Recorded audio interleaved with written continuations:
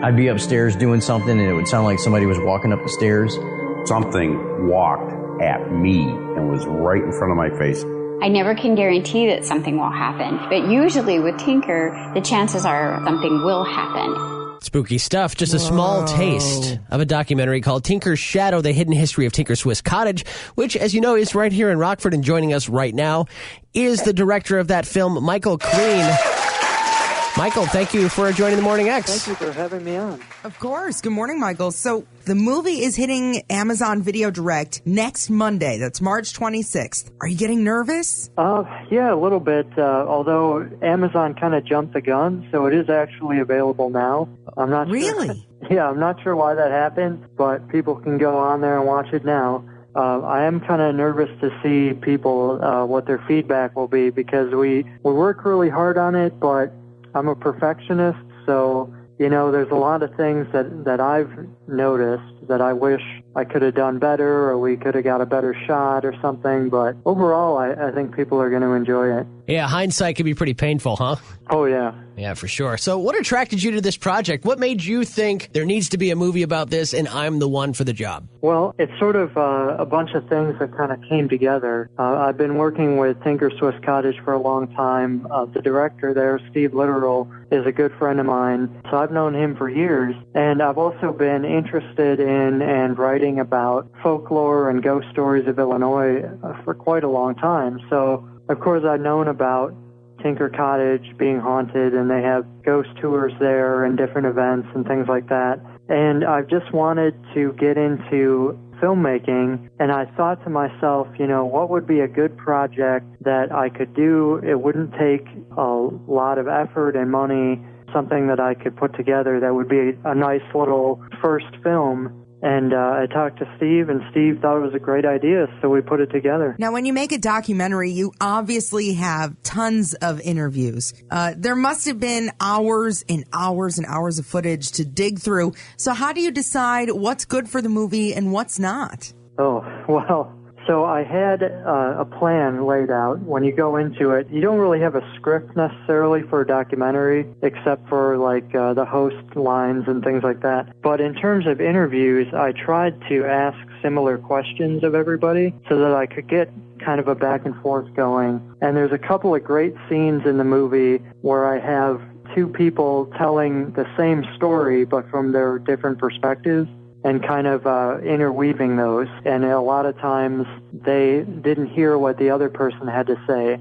So it's kind of interesting when it comes to the some of the ghost stories or some of the strange happenings. People talked about the same events independent of each other and describing similar things. So I decided to focus on key areas like the history of the building, some of the strange activity that people have reported there, and also like who people think is haunting the building. So you mentioned this being your first film. You never had any other film projects before this? Like the first one you did is on Amazon?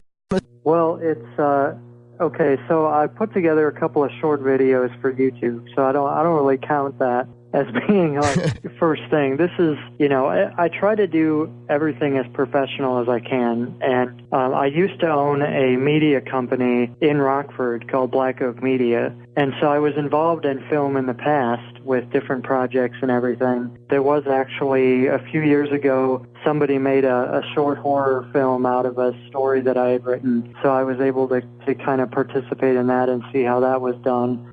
So I've been learning as much as I can about filmmaking and about how to make a good video and everything. And I had great people helping me. My friend Greg Inda, who's a wonderful photographer in Chicago, he was our director of photography and did a lot of the filming. And it all just kind of came together. Okay, yeah, I thought maybe we were dealing with like a wonderkin. First time he picks up a camera, he's on Amazon. Yeah, no kidding. So you had a little bit of experience going in. Well, I wish I was that smart. Now, when you think of a film with a central ghost theme, you can't help but think of those ghost hunter type reality shows.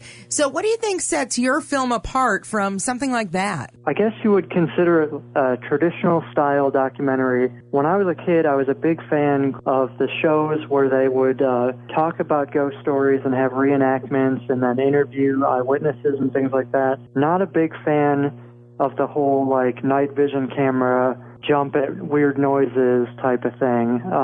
Yeah, that's kind of hokey. Yeah, to say the least. Yeah, I wanted to do something that not only was informative, but also respectful to Tinker Swiss Cottage and to the museum and the people that work there.